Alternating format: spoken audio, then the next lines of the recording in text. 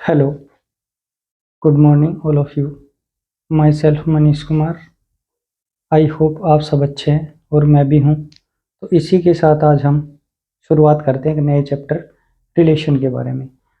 हम अगर relation chapter को पढ़ना है तो इससे पहले हमें कुछ बातों को पढ़ना पड़ेगा जो कि हम 11th में पढ़ के आते हैं। तो मैं उन्हीं की एक बार बेसिक नॉलेज दे रहा हूँ थोड़ी सी। तो सबसे पहले रिलेशन को पढ़ने से पहले सबसे पहले हमें ऑर्डर के पेयर के बारे में जानना होगा कि ऑर्डर पेयर क्या होता है। जब ये जान जाएंगे उसके बाद में हम Cartesian product of two sets इसके बारे में स्टडी करेंगे। उसके बाद में फिर जाकर के हमारा नंबर किसका आएगा, रिलेशन का। तो सबसे पहले हमें रिलेशन तक पहुंचने के लिए सबसे पहले हमें क्या पढ़ना पड़ेगा, ऑर्डर्ड पेयर। तो सबसे पहले मैं अब ऑर्डर पेयर क्या होता है इसकी डेफिनेशन के साथ शुरुआत कर रहा हूँ।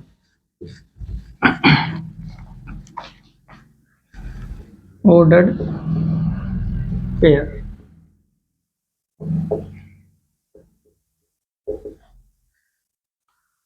an ordered pair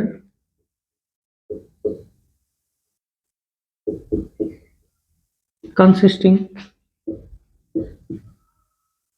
of two elements in given fixed order। यानी कि ऑर्डर पेयर क्या होता है कि एक पेयर होता है कंसिस्टिंग ऑफ टू एलिमेंट, जिसके अंदर टू एलिमेंट होते हैं, वो किसी गिवन फिक्स्ड ऑर्डर यानी कि कोई ऑर्डर दिया होगा फिक्स, उसके द्वारा वो क्या होंगे, जुड़े हुए होंगे। इसको समझने के लिए मैं यहाँ पर एक कार्टेशियन प्लेन बना रहा हूँ। इसको बोलते हैं टू डायमेंशन कार्टेशियन प्लेन। तो इसमें मैं एक पॉइंट ले रहा हूँ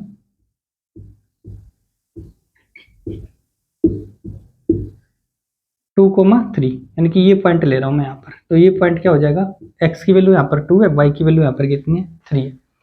तो और एक दूसरा पॉइंट मैं ले रहा हूँ 3, 2। ये पॉइंट A है, ये पॉइंट क्या है, B है। तो यहाँ पर देखो, यहाँ पर क्या हुआ कि जब एक पॉइंट ले रहा हूँ 2, 3, तो ये पॉइंट यहाँ पर आ रहा है। और अगर मैं इसका ऑर्डर बदल दे रहा हूँ, फ्लिक कर दे रहा हूँ इसको, तो क्या हो जाएगा 3, 2। तो इसकी क्या हो गई, पोजीशन बदल गई। यानी कि यहाँ पर ऑर्डर की क्या है, वैल्यू है यहाँ पर, यानी कि ऑर्डर यहाँ पे इंपॉर्टेंट है। अगर हम 2, 3 लिख रहे हैं तो अदर पॉइंट आएगा, अगर 3, 2 लिख रहे हैं तो एक अदर पॉइंट आएगा। तो इस बात से हम समझ सकते हैं कि जो 2, 3 ऑर्डर पेयर 2, 3 है इज नॉट इक्वल्स टू 3, 2, यानी कि 3, 2 के इक्वल नहीं होता। ठीक है स्टूडेंट, ठीक है। इससे आगे चलते हैं। एक बार मैं एक और ले रहा हूँ, एक यहाँ पर मैं क्वाड्रेटिक इक्वेशन ले रहा हूँ, x² - 3x + 2।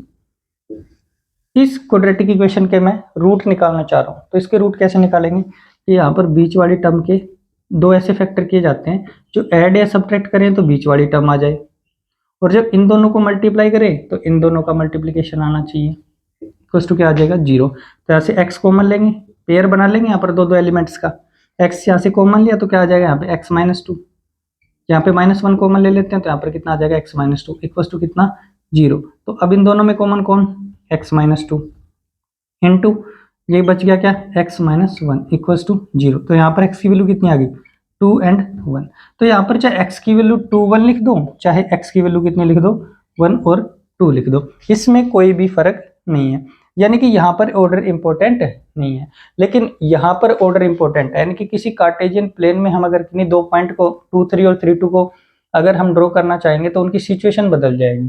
तो यहाँ पर ऑर्डर इंपॉर्टेंट है। ऑर्डर पेयर का मतलब यही है कि वहां पर ऑर्डर का क्या होता है, ध्यान रखा जाता है। लेकिन ये ऑर्डर पेयर नहीं है, जहां पर ये जैसे मैं यहाँ से अलजेब्रिक एक्सप्रेशन की मैं मान लो 2 डिग्री का एक पॉलिनोमियल है, इसको क्वाड्रेटिक इक्वेशन बोलते हैं, तो इसके मैं रूट निकालना चाह रहा हूँ तो इसको 2, 1 लिखूं, चाहे x की वैल्यू 1, 2 लिख दो, बात एक ही है। यहाँ पर ऑर्डर इंपॉर्टेंट नहीं है। तो इससे आप समझ गए होंगे कि ऑर्डर्ड पेयर क्या होता है।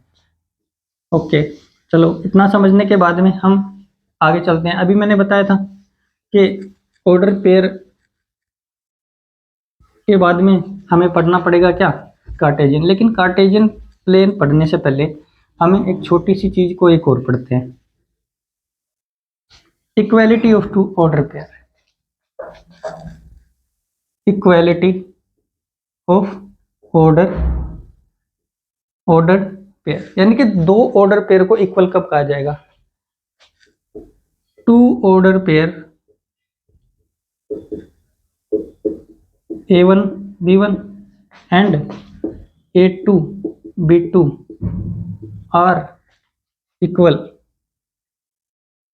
when, यदि A1 किसके इक्वल आ जाए? A2 के इक्वल आ जाए, B1 किसके इक्वल आ जाए? B2। यानी कि किन्हीं भी दो ऑर्डर पेयर को इक्वल होने के लिए उनके कॉरस्पॉन्डिंग एलिमेंट को क्या होना पड़ेगा? आपस में इक्वल। इनके A1 इसके इक्वल आएगा, A2 के इक्वल आएगा, B1 किसके इक्वल आएगा? B2 के इक्वल आ जाएगा। जैसे मैं फॉर एग्जांपल यहाँ पे ले रहा हूँ कि एक order pair 2A 3B equals to मैं ले रहा हूँ 2 4, यानी कि अब यहां से मैं कह रहा हूं कि find the value of A and B, find value A and B. तो यहां से ए और बी की वैल्यू फाइंड करनी है। तो दो ऑर्डर पेयर मैंने अभी बताया कब इक्वल होते हैं? जब इनके कोरस्पॉन्डिंग एलिमेंट आपस में क्या आ जाए? इक्वल आ जाए। यानी कि 2A की वैल्यू तो किसके इक्वल आ जाए? 2 के इक्वल आ जाए। तो यानी कि ए की वैल्यू को कितना होना पड़ेगा? 1, और 3B की वैल्यू कितनी आ जाए? 4 आ जाए। तो बी की वैल्यू को कितना होना पड़ेगा? 4/3। यानी कि यहाँ पर ये दोनों ऑर्डर पेयर इक्वल तभी हो सकते हैं जब ए की वैल्यू कितनी आ जाए? 1 आ जाए, बी की वैल्यू कितनी आ जाए? 4/3 आ जाए।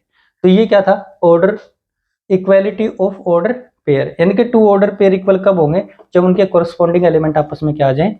इक्वल आ जाए। ठीक, समझ में आ गया होगा सबको। इसके बाद में मैंने क्या बताया था? एक कार्टेशियन प्लेन, कार्टेशियन प्रोडक्ट के बारे में हम जानेंगे अब यहाँ से कि कार्टेशियन प्रोडक्ट क्या होता है। भाई यहाँ पर ऑर्डर पेयर का तो सबसे पहला रिलेशन पढ़ने के लिए सबसे पहले हमें ऑर्डर पेयर को पढ़ना पड़ता है। उसके बाद में हम किस पे जाएंगे? हम Cartesian product, Cartesian product of two sets, यानी कि टू सेट्स का कार्टेशियन प्रोडक्ट क्या होगा, इसके बारे में हम जानना चाह रहे हैं। Cartesian product of two sets क्या होगा? लेट, हम क्या करेंगे यहाँ पर एक डेफिनेशन लिख रहा हूं पहले। Let A and B are two non empty sets, the sets of all ordered pair A, B such that A belongs to set A and B belongs to set B, then is known as Cartesian products of two sets A and B। यानी कि Cartesian product of two sets क्या होता है? यदि ए और B दो हमारे पास non empty set है, मान लो, यदि सभी ऑर्डर पेयर, मैंने क्या लिखा है यहाँ पर? Sets of all order pair, यानी कि सभी ऐसे ऑर्डर पेयर जो कि ए बी की फॉर्म में है, जहां पर ए तो सेट ए से बिलोंग करता है, बी एलिमेंट जो है वो किससे बिलोंग करता है? सेट बी से बिलोंग करता है, is known as Cartesian product of two sets.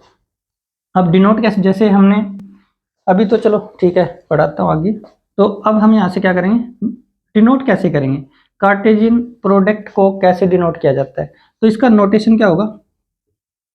Notation of Cartesian product of two sets. तो इसको किससे डिनोट किया जाता है? ए क्रॉस बी से क्या किया जाता है? डिनोट किया जाता है। इसको हम बोल सकते हैं ए क्रॉस बी, लेकिन रियल में इसको ए कार्टेशियन प्रोडक्ट बी बोला जाता है। ठीक है, ये इसकी क्या है? डेफिनेशन है कि कार्टेशियन प्रोडक्ट टू सेट्स का क्या होगा।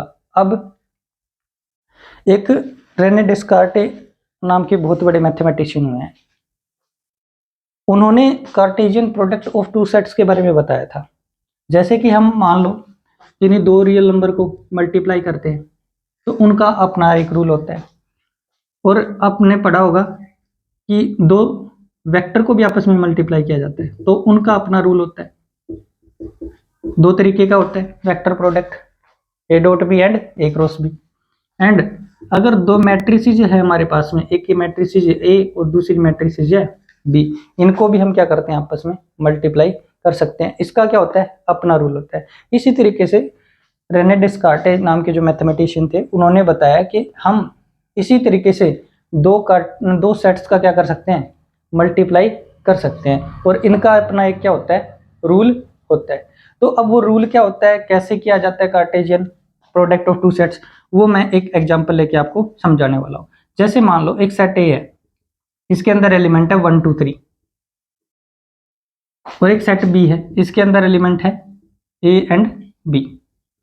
तो मैंने लिखा कि ए क्रॉस बी, यानी Cartesian product A cross B क्या होता है, sets of all order pair, यानी कि सेट ए के सभी एलिमेंट का सेट बी के एलिमेंट के साथ सभी पॉसिबल ऑर्डर पेयर अगर बना दिया जाए और उसको एक सेट के अंदर बंद कर दिया जाए, एक कर्ली ब्रैकेट के अंदर बंद कर दिया जाए, तो वो क्या बन जाएगा, ए क्रॉस बी बन जाएगा, यानी कि ए कार्टेशियन प्रोडक्ट बी बन जाएगा। अब देखो यहां से मैं ए के 1 ले रहा हूँ, 1 के हम क्या क्या पॉसिबल ऑर्डर पेयर बना सकते हैं, 1 का ऑर्डर किसके साथ बन सकता है, ए के साथ 1 ए, 1 का किसके साथ में बना सकते हैं, बी के साथ में बना सकते हैं। इसी तरीके से 1 का काम खत्म हो गया। अब क्या लेंगे यहाँ से 2, 2 का किसके साथ में, ए के साथ में, और 2 का किसके साथ में, बी के साथ में। इसी तरीके से किसका लेंगे, 3 का ए के साथ में, और 3 का किसके साथ में, बी के साथ में। क्या और इसके अलावा हम अलग ऑर्डर पेयर बना सकते हैं क्या, नहीं।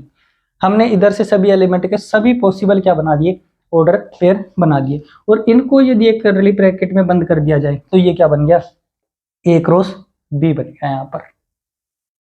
ठीक है स्टूडेंट्स, तो यहाँ पर क्या आएगा कि ए क्रॉस बी क्या आएगा कि ए के एलिमेंट पहले लिखे जाएंगे और बी के एलिमेंट क्या आएंगे बाद में, यानी कि हम क्या कर देंगे, सभी पॉसिबल जो ऑर्डर पेयर बनेंगे उनको बना देंगे और उन सभी को क्या कर देंगे, एक ब्रैकेट के अंदर बंद कर देंगे, और ऊपर क्या बन जाएगा, ए क्रॉस बी बन जाएगा। अब देखते हैं इसका एक और देखते हैं बी क्रॉस ए, कि भाई बी क्रॉस ए क्या होगा। तो बी क्रॉस ए में क्या होगा कि ये जो एलिमेंट है 1 है, तो बी क्रॉस ए में अब एक किसके एलिमेंट आएंगे, पहले बी के एलिमेंट आएंगे, ए के एलिमेंट किस में आएंगे, बाद में आएंगे। तो हम क्या कर देंगे, इन्हीं एलिमेंट को क्या कर देंगे, फ्लिप कर देंगे। तो 1 ए को क्या लिख देंगे, A1, 1 बी को क्या लिख देंगे, B1, 2 ए को क्या लिख देंगे, A2, 2 बी को क्या लिख देंगे, B2, और यहाँ से 3 ए को क्या लिख देंगे, A3, और यहाँ से 3 बी को क्या लिख देंगे, B3। तो अगर इसको हम क्या कर दें, एक सेट के अंदर बंद कर दें, तो ये क्या आ जाएगा, बी कार्टेशियन प्रोडक्ट ए आ जाएगा। ओके स्टूडेंट्स,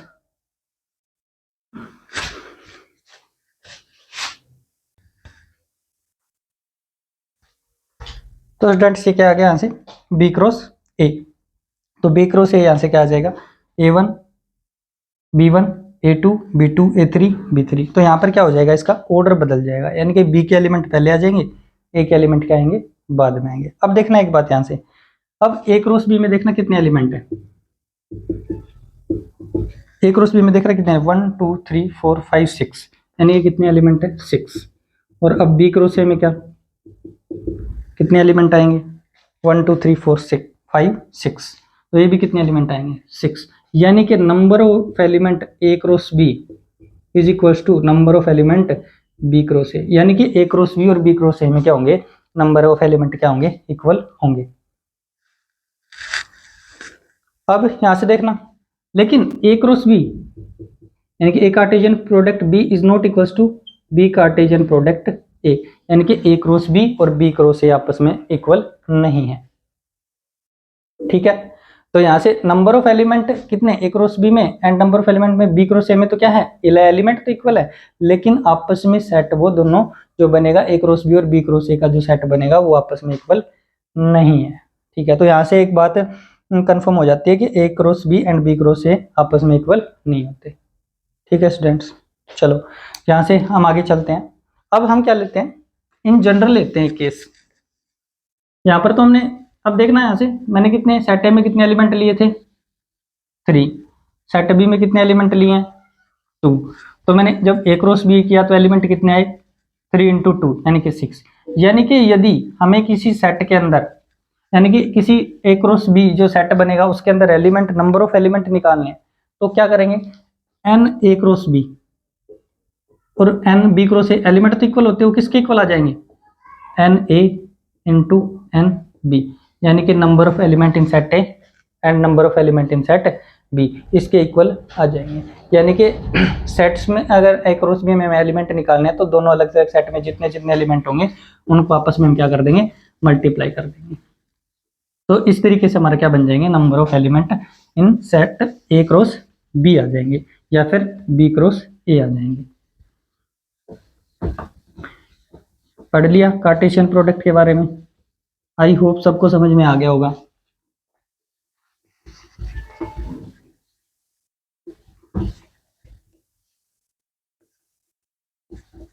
अब देखना एक सेट ए है, मान लो सेट ए के अंदर तो एलिमेंट कितने हैं, 1 2 3 है। सेट बी के अंदर मान लो एक भी एलिमेंट नहीं है, तो ए क्रॉस बी जो आएगा ना, ए क्रॉस बी उसमें क्या आएगा, खाली आ जाएगा, क्योंकि इसका किसी के साथ रिलेशन ही नहीं बन सकता। यानी कि ए क्रॉस बी में क्या आ जाएगा, एम्प्टी सेट आ जाएगा। तो या फिर इसको कैसे लिख सकते हैं, 5, यानी कि इसमें से दोनों सेट में से एक यदि नल सेट है, तो नल सेट है तो उसका जब ए क्रॉस बी में हम नंबर ऑफ एलिमेंट निकालेंगे या फिर ए क्रॉस बी निकालना चाहेंगे तो वो क्या आएगा, 5 आएगा। Number of element in A cross B क्या आ जाएगा, 0 आ जाएगा। ठीक है, आई होप आपको समझ में आ गया होगा कि Cartesian product of two sets क्या होता है।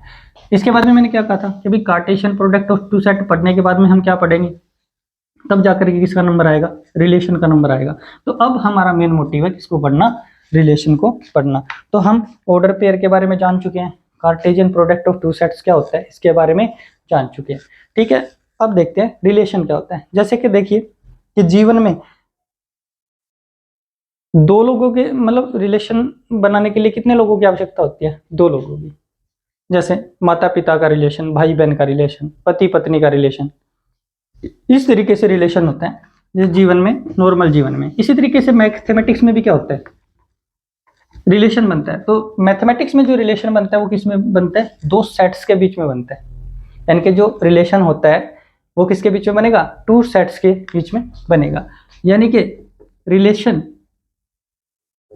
डिफाइन बिटवीन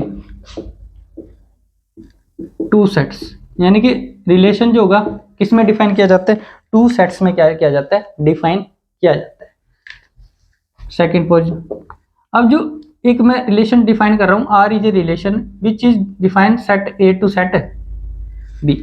ये एक क्या आएगा, आप आर को ए से बी में डिफाइन कर सकते हो या फिर क्या कर सकते हो, एक आर रिलेशन है उसको क्या कर सकते हो, एक अदर रिलेशन मान लेते हैं, आर क्यू मान लेते हैं बी से ए में। तो यानी कि ये दोनों रिलेशन क्या है, अलग अलग रिलेशन है। ये 2 बिंदु जो निशान लगा रहा हूं मैं, ये क्या है, ये इसको बोलते हैं सच दैट, ये साइन होता है सच दैट का। मैथमेटिक्स में अगर 2 बिंदु हम लगा रहे हैं तो इसका मतलब है सच दैट। ठीक है, तो आर रिलेशन जो है ए से बी में है और क्यू रिलेशन किससे, बी से ए की तरफ है। अब रिलेशन होता क्या है भाई, आपने देख लिया, जैसे हम ए क्रॉस बी का डिनोट कैसे कर रहे थे, ए क्रॉस बी से कर रहे थे। अब रिलेशन का नोटेशन क्या हो गया, relation R which is defined from set A to set B and Q is a relation which is defined from set B to set A. लेकिन रिलेशन होता क्या है, तो रिलेशन जो होता है ना, रिलेशन कुछ और नहीं होता, relation is a subset of A cross B. यानी कि जो रिलेशन होता है वो ए क्रॉस बी का ही सबसेट होता है। आर जो होता है ए क्रॉस बी का ही क्या होता है, सबसेट होता है, या फिर इसके क्या हो सकता है, इक्वल भी हो सकता है। यानी कि रिलेशन जो है ए क्रॉस बी के इक्वल भी हो सकता है और इसका क्या हो सकता है, सबसेट तो होता ही है। ठीक है स्टूडेंट्स, चलो मैं अब यहाँ पर आपको एक रिलेशन आप बता रहा हूँ कि रिलेशन होता क्या है। तो मैं यहाँ पर 2 सेट ले रहा हूँ, एक सेट लिया मैंने 1 2 3 4 5, ठीक है, और एक मैं सेट ले रहा हूँ बी, इसके अंदर मैं एलिमेंट ले रहा हूँ 2 3 4 5। ठीक है स्टूडेंट्स, तो यहां पर हम क्या करेंगे, एक मैं रिलेशन डिफाइन कर रहा हूं, आर एक रिलेशन है, इसमें वो सभी ऑर्डर पेयर ए बी आएंगे सच दैट जहां पर बी की जो वैल्यू आएगी ए प्लस 1 के इक्वल आएगी and A is element of, for all A is element of set A and B is element of set B.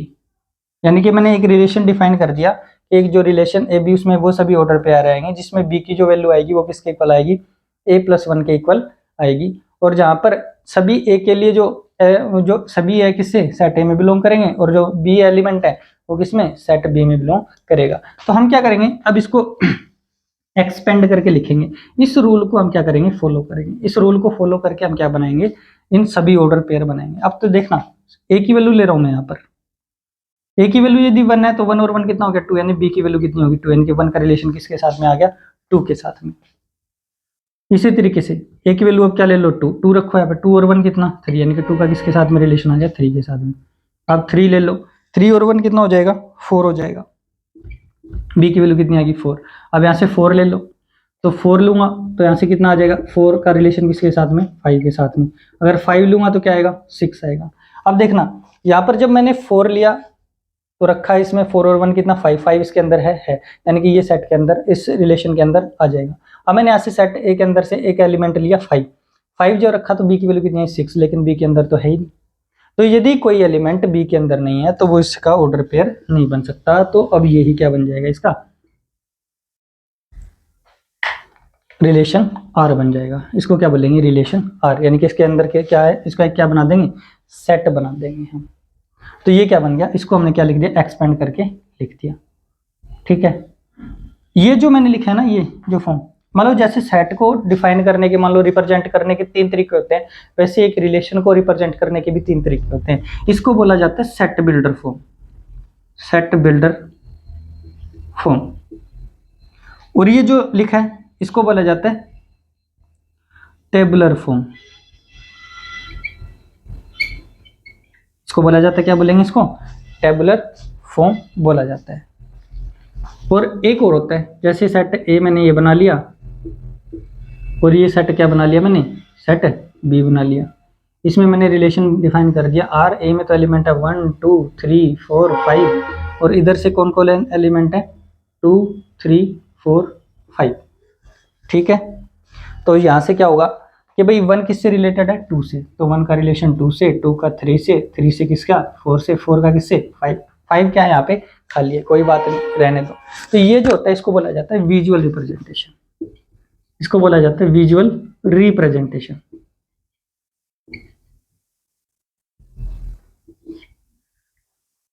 ठीक है, तो यानी कि किसी भी सेट, किसी भी मान लो रिलेशन को डिफाइन करने के हमारे पास में कितने तरीके होते हैं, 3 तरीके होते हैं। सेट बिल्डर फॉर्म, इसको टेबुलर फॉर्म है, इसको रोस्टर फॉर्म भी बोला जाता है, रोस्टर फॉर्म। इसको हम क्या बोल सकते हैं, रोस्टर फॉर्म भी बोल सकते हैं। और जो सेट बिल्डर फॉर्म होती है इसका एक और नाम होता है, इसको रूल मेथड भी बोलते हैं।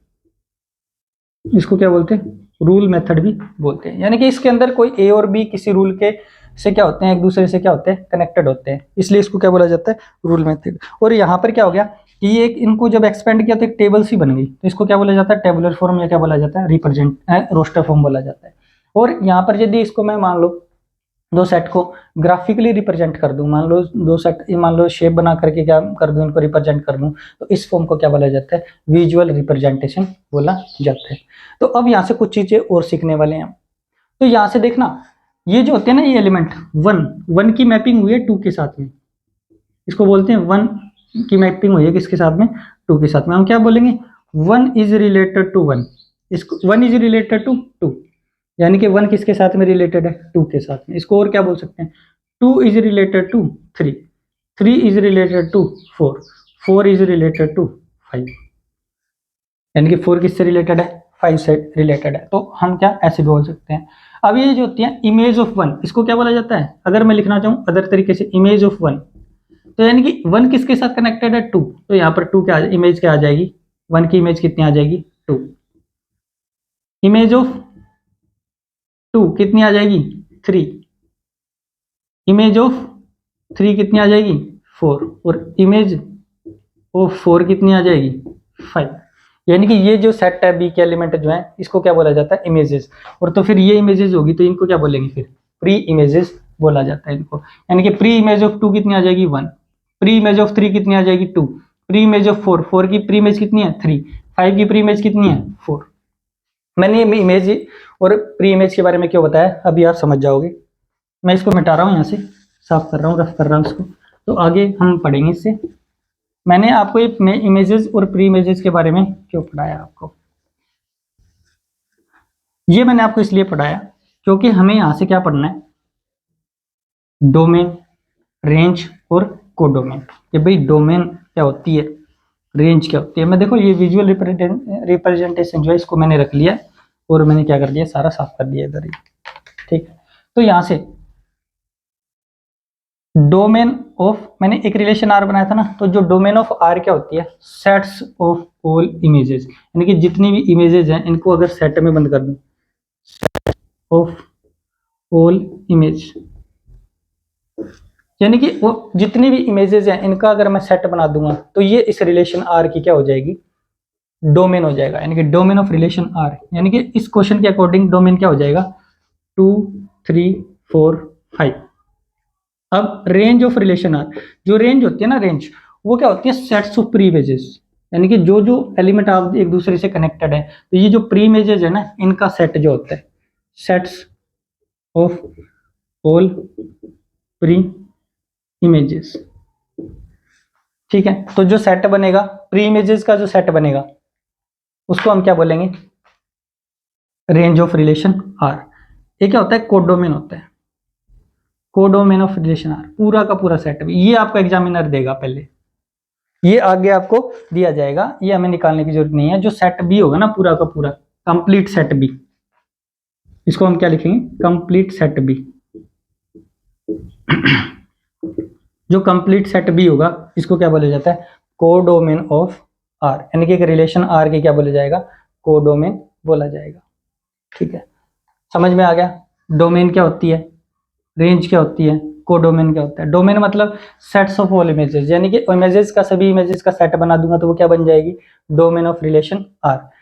रेंज ऑफ रिलेशन आर क्या हो जाएगा, सेट्स ऑफ प्री इमेजेस, जितनी भी प्री इमेज होंगी ना उनका अगर सेट बना दूंगा तो वो क्या बन जाएगी, रेंज बन जाएगी। और जो कंप्लीट सेट बी होता है इसको क्या बोला जाता है, कोडोमेन ऑफ रिलेशन आर बोला जाता है। ठीक है, अब देखना, एक एक सेट है, कितने एलिमेंट है, 1 2 3, और बी एक सेट है, कितने एलिमेंट है, मैंने लिया था ना स्टार्टिंग में एग्जांपल ए बी। तो यहां से हमने ए क्रॉस बी निकाला, तो ए क्रॉस बी में कितने एलिमेंट आएंगे, 3 इंटू 2, यानी कि यहाँ पे 3 एलिमेंट, तो इतने कितने हैं, 2 6, ये 3 टू जा कितने आ गए, 6 आ गए। अब देखना यहाँ पर एलिमेंट 6 आ गए, तो अब देखो सबसेट, सबसेट पढ़े हैं आपने, तो सबसेट क्या होता है कि number of subset in A cross B. जैसे कि मान लो एक सेट है आपके पास में, ए सेट है, इसके अंदर एलिमेंट कितने हैं, 1 2 3 है, तो इसके अंदर नंबर ऑफ सबसेट कितने हो जाएंगे, 2 की पावर में कितने, नंबर ऑफ एलिमेंट लिख दो, 2 की पावर 3 कितना होता है, 8, यानी कि नंबर ऑफ सबसेट कितने हो जाएंगे, एक सेट के अंदर जितने एलिमेंट होते हैं उसको 2 की पावर में करके लिख दो, वो क्या आ जाएंगे, नंबर ऑफ सबसेट आ जाएंगे। उसी तरीके से number of subset in A cross B करेंगे तो वही, भाई ए क्रॉस बी में एलिमेंट कितने हैं, 6, तो 2 की पावर क्या आ जाएगा, 6, और 2 की पावर 6 कितना होता है, 64, कितना होता है, 64 होता है। तो यानी कि number of subset in A cross B क्या आ जाएंगे, 64। अभी मैंने बताया था आपको कि जो रिलेशन होता है वो किसका सबसेट होता है, ए क्रॉस बी का ही सबसेट होता है। तो ए क्रॉस बी में कितने सबसेट होते हैं, 2 की पावर 6, यानी कि इस क्वेश्चन के अकॉर्डिंग तो 64। तो यहां से क्या आ जाएगा हमारा, number of relation, number of relation that can be defined from set A to set B, यानी कि नंबर ऑफ रिलेशन कितने हो जाएंगे, मैंने अभी बताया था कि जो रिलेशन होता है वो किसका सबसेट होता है, ए क्रॉस बी का सबसेट होता है। तो ए क्रॉस बी में कितने सबसेट हैं, 64, तो यहाँ पर भी कितने आ जाएंगे, 2 की पावर 6, यानी कि कितने आ जाएंगे, 64, यानी कि नंबर ऑफ रिलेशन भी कितने आ जाएंगे, 64 आ जाएंगे इस क्वेश्चन के अकॉर्डिंग। तो समझ गया कि जितने सबसेट उतने ही क्या रिलेशन, यानी कि कितने रिलेशन डिफाइन कर सकते हैं हम, 2 की पावर 6 इस क्वेश्चन के अकॉर्डिंग 64। अगर हम इन जनरल बात करें तो यहाँ से क्या आ जाएगा, मैं इसको रफ कर रहा हूँ, डोमेन आर, रेंज और कोडोमेन तो समझ गए आप, इसको यहां से एक बार रफ कर रहा हूं मैं,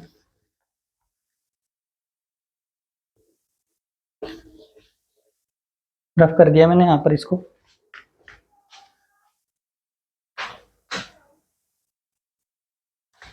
इन जनरल बात करते हैं, यदि मान लो एक सेट ए है, उसके अंदर एम एलिमेंट है, एक सेट बी है, उसके अंदर कितने एलिमेंट हैं, n एलिमेंट है, तो n ए क्रॉस बी में कितने एलिमेंट आएंगे, m इंटू एन, यानी कि n इंटू एन बी, यानी कि m इंटू एन आ जाएंगे। तो total number of relation that can be defined from set A to B, मैंने क्या बताया, 2 की पावर में कर दो, तो 2 की पावर में ए क्रॉस बी में कितने एलिमेंट हैं, m गुना n, m क्रॉस n, तो m क्रॉस n क्या आ जाएंगे, यानी कि ये क्या आ जाएंगे, टोटल नंबर ऑफ रिलेशन। अगर हम कोई दो सेट ले लें जिसमें m एलिमेंट है और कितने, एक सेट बी है जिसके अंदर कितने एलिमेंट है, n एलिमेंट है, तो अगर हम उसमें से नंबर ऑफ रिलेशन डिफाइन करना चाहें तो टोटल नंबर ऑफ रिलेशन कितने डिफाइन किया जा सकते हैं, 2 की पावर m क्रॉस n। ये आपको डायरेक्टली क्वेश्चन पूछ लिया जाएगा पेपर के अंदर, आपको कह दिया जाएगा कि एक सेट है ए है, उसके अंदर 5 एलिमेंट है, और एक सेट बी है, उसके अंदर 3 एलिमेंट है, तो बताओ रिलेशन कितने बनेंगे। तो रिलेशन कितने बनेंगे, मैंने क्या बताया, 2 की पावर में जितने नंबर ऑफ एलिमेंट है ए और बी में, इनको आपस में मल्टीप्लाई कर दो, तो 15 इंटू कितना, 5 इंटू कितना 3, 15, यानी कि 2 की पावर क्या आ जाएगा, 15 आ जाएगा। यानी कि जैसे n नंबर ऑफ एलिमेंट ए कितने हैं, 5, नंबर ऑफ एलिमेंट बी कितने हैं, 3, तो total number of relation that can be defined from set A to set B कितने आ जाएंगे, 2 की पावर में 5 इंटू 3, यानी कि 2 की पावर कितना 15, यानी कि इतने हम नंबर ऑफ रिलेशन हम क्या कर सकते हैं, डिफाइन कर सकते हैं। आई होप आप सब समझ गए होंगे कि नंबर ऑफ रिलेशन कैसे निकाला जाता है, रिलेशन के बारे में समझ गए होंगे कि रिलेशन क्या होता है, डोमेन, रेंज और कोडोमेन पढ़ लिया। तो ये क्या था, बेसिक नॉलेज थी, ये 11th का पार्ट था इतना, ये हमें 11th में पढ़ना होता है, ठीक है। अब जो हमें 12th में पढ़ना है वो क्या होता है, आगे टाइप्स पढ़े जाते हैं कि भाई रिलेशन के क्या क्या टाइप्स होते हैं, उनको हम क्या करेंगे, अब आगे पढ़ेंगे। तो आई होप ये जितना भी मैंने पढ़ाया आपको ये समझ आ गया होगा आपको। अब हम चलते हैं थोड़ा आगे बढ़ते हैं, रिलेशन पता कर लिया कि क्या होता है, कैसे डिफाइन किया जाता है।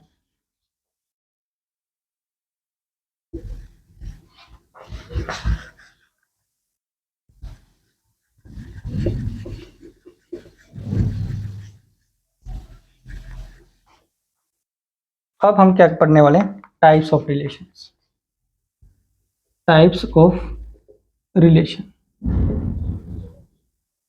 तो टाइप्स में क्या क्या पढ़ेंगे देखना, एम्प्टी रिलेशन, दूसरा पढ़ेंगे यूनिवर्सल रिलेशन, थर्ड पढ़ेंगे हम आइडेंटिटी रिलेशन, इसके बाद में पढ़ेंगे हम रिफ्लेक्सिव रिलेशन, इसके बाद में हम पढ़ेंगे सिमेट्रिक रिलेशन, और इसके बाद में हम पढ़ेंगे ट्रांजिटिव,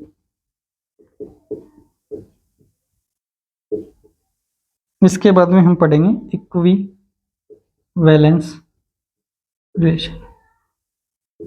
इतने रिलेशन अपने को अब पढ़ने हैं। अगर हमने इनकी डीप नॉलेज ले ली तो रिलेशन का कोई भी क्वेश्चन जो आएगा पेपर के अंदर वो गलत नहीं होगा, ठीक है। तो यहाँ पर हम कितने 7 टाइप्स के रिलेशन पढ़ने वाले हैं। तो सबसे पहले मैं स्टार्ट कर रहा हूँ कि एम्प्टी रिलेशन क्या होता है। एम्प्टी रिलेशन,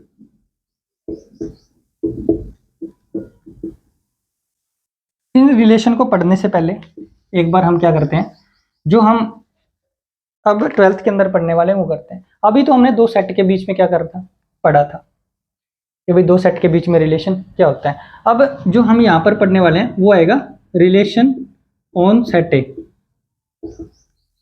यानी कि यहाँ पर आपको दो अलग अलग सेट नहीं दिए जाएंगे, एक ही सेट दिया जाएगा और उसी के ऊपर अपने को क्या करने पड़ेंगे, रिलेशन डिफाइन करने पड़ेंगे। तो रिलेशन ऑन सेट ए का मतलब क्या होता है, कि एक रिलेशन आर है which is such that which is defined from set A to A, which is defined from set A to A, यानी कि हम ए से ए के अंदर क्या पढ़ने वाले हैं, रिलेशन पढ़ने वाले हैं।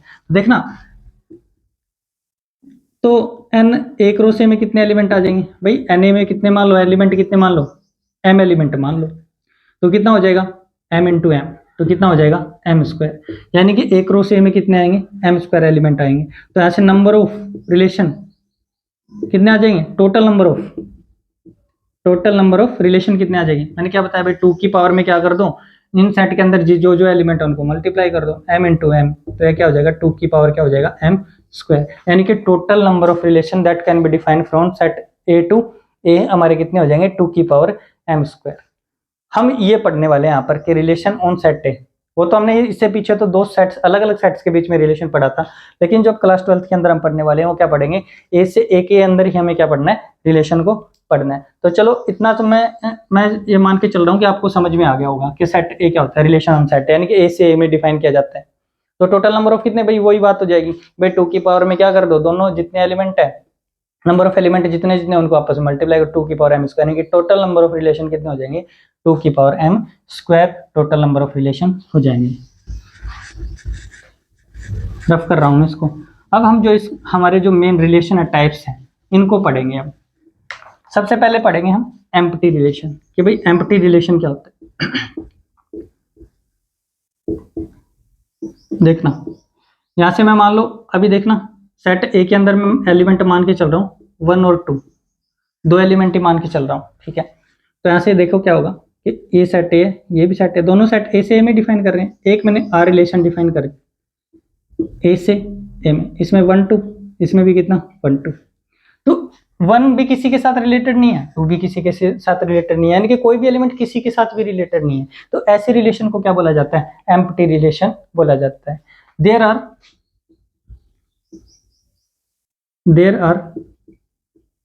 No relation of set element of, there are no relation between element of sets a and b, यानी कि a और b के, a और b यहाँ पर तो a और a ही है, तो यानी कि हम a को ना भी लिखेंगे तो भी चलेगा, एक बार ही लिख देंगे, यानी कि there are no relation between elements of sets A, यानी कि सेट ए के एलिमेंट के बीच में कोई भी रिलेशन नहीं है। तो इस टाइप के रिलेशन को क्या बोला जाता है, एम्प्टी रिलेशन बोला जाता है। और इसका नोटेशन क्या होता है कि भाई एम्प्टी रिलेशन का जो नोटेशन होगा उसको किससे डिनोट करेंगे, या तो आप करली ब्रैकेट यानी कि दोनों तरफ ये करली के निशान लगा करके खाली छोड़ दो, या फिर इसको लिख दो फाई, इसको हम क्या लिख सकते हैं फाई, यानी कि कोई रिलेशन ही डिफाइन नहीं है।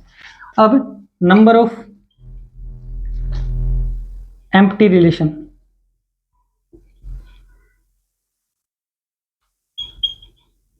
that can be defined from set A to set A, कितने आएंगे नंबर ऑफ, भाई एक ही ऐसा बनता है तो क्या आ जाएंगे, नंबर ऑफ रिलेशन कितने आ जाएंगे 1 आ जाएगा यहाँ से, तो यानी कि टोटल नंबर ऑफ रिलेशन कितने आ जाएंगे, एम्प्टी रिलेशन कितने आ जाएंगे 1, यानी कि एक एम्प्टी रिलेशन आ जाएगा। ठीक है स्टूडेंट्स, आई होप आपको समझ में आया होगा कि एम्प्टी रिलेशन क्या होते हैं, कि कोई भी एलिमेंट किसी के साथ भी रिलेटेड नहीं होता, अगर ऐसा हो जाता है तो उसको हम क्या बोलते हैं, एम्प्टी रिलेशन बोलते हैं। और नंबर ऑफ एम्प्टी रिलेशन कितने हो जाएंगे 1 हो जाएगा। ठीक है, अब इसको रफ कर रहा हूँ, इससे आगे चलते हैं।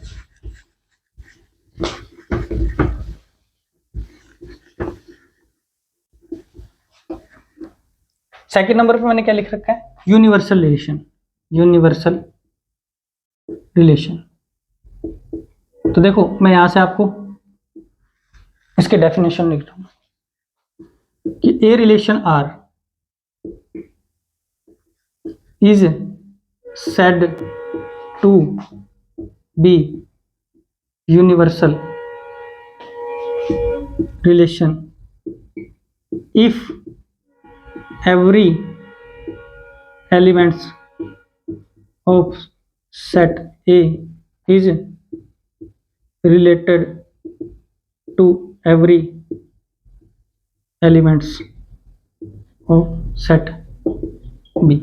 वैसे तो ए यहाँ पर ए से ए में डिफाइन कर रहे हैं हम रिलेशन, लेकिन ए और बी अगर दो अलग अलग है, उनको हमें ए अलग अलग मान के चले तो हम क्या डेफिनेशन लिखेंगे कि a relation R is said to be universal relation, यानी कि उसको यूनिवर्सल रिलेशन कब कहा जाएगा, if every element of set A, यानी कि सेट ए का हर एक element related to every element of set B, या फिर ऐसे लिख सकते हो सेट ए ही लिख सकते हो इसको, क्योंकि हम रिलेशन तो किससे डिफाइन कर रहे हैं, सेट ए से ए में डिफाइन कर रहे हैं।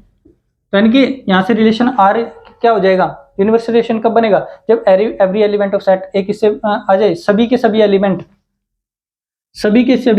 खुद से क्या आ जाए, खुद से नहीं, कि सभी के सभी एलिमेंट उसी सेट के हर एक एलिमेंट के साथ में क्या आ जाए, रिलेटेड हो जाए। जैसे कि मान लो ये एक सेट है ए से ए में डिफाइन कर रहे हैं, 1 और 2 एलिमेंट है, यहाँ पे 1 और 2 एलिमेंट है, यहाँ पे एक रिलेशन मैंने डिफाइन कर दिया, आर डिफाइन कर दिया, तो 1 का 1 के साथ रिलेशन, 1 का 2 के साथ में, 2 का 1 के साथ में, 2 का किसके साथ में, 2 के साथ में, तो रिलेशन क्या बन जाएगा, वो तो मैंने इससे देखो एम्प्टी रिलेशन को क्या लिखा था, आर लिखा था, यहां से मैं क्या मान लेता हूँ, R1 मान लेता हूँ, ठीक है। तो यहाँ से R1 क्या आ जाएगा, अब देखो यहाँ से 1 किससे रिलेटेड है, 1 से, 1 किससे रिलेटेड है, 2 से, 2 किससे रिलेटेड है, 1 से, और 2 किससे रिलेटेड है, 2 से, यानी कि ये जो सेट बन गया, ये क्या बन गया, यूनिवर्सल रिलेशन बन गया। यानी कि सेट ए का हर एक एलिमेंट सेट बी, मतलब सेट बी तो ए ही है, उसके हर एक एलिमेंट के साथ में यदि रिलेटेड हो जाए तो उसको हम क्या बोल देंगे, यूनिवर्सल रिलेशन। एक बात यहाँ पे देखना, यदि मैं मान लो एक रो से निकालना चाहूं तो क्या आएगा, एक रो से निकालना चाहूं तो क्या आएगा, 1 1 1 2 2 1 और 2 2। अब देखना ये और इक्वल है कि नहीं है, यानी कि जो यूनिवर्सल रिलेशन होता है वो कुछ और नहीं होता, यदि सेट ए से में डिफाइन कर रहे हैं तो किसके इक्वल आ जाएगा, ए इंटू ए के इक्वल आ जाएगा। यानी कि जो यूनिवर्सल रिलेशन होगा, अगर रिलेशन ए से में डिफाइन है तो क्या आ जाएगा, universal relation A cross A ही आ जाएगा।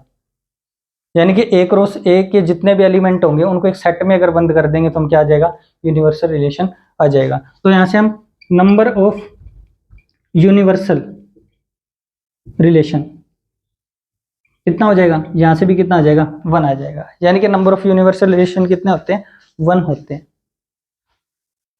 ठीक है। आई होप समझ में आ गया होगा यूनिवर्सल रिलेशन के बारे में भी, कि भाई यूनिवर्सल रिलेशन क्या होता है। यदि मान लो यूनिवर्सल रिलेशन क्या होता है कि यदि मान लो हर एक एलिमेंट सेट ए का, सेट ए के हर एक एलिमेंट के साथ में क्या हो जाए, रिलेटेड हो जाए, तो हम उस रिलेशन को क्या बोलेंगे, यूनिवर्सल रिलेशन बोलेंगे। यूनिवर्सल रिलेशन और कुछ नहीं, एक रो से ही होता है, ठीक है। यानी कि जो R1 आएगा वो क्या आ जाएगा, एक रो से, भाई ये सेम ही तो आ गया, एक रो से भी यही होता है, और रिलेशन R मैंने डिफाइन किया वो भी यही आ गया। यानी कि रिलेशन, यूनिवर्सल रिलेशन क्या होता है, एक रो से ही होता है। यानी कि आप कार्टेशियन प्रोडक्ट कर दो उन दोनों का और उनको सभी ऑर्डर पेयर का क्या बना दो, सेट, वही क्या हो जाता है, यूनिवर्सल रिलेशन हो जाता है। तो ऐसे नंबर ऑफ यूनिवर्सल रिलेशन कितने आ जाएंगे, 1 आ जाएंगे, ठीक है। आई होप समझ में आ गया उसको सबको। इससे आगे चलते हमारे थर्ड रिलेशन के ऊपर।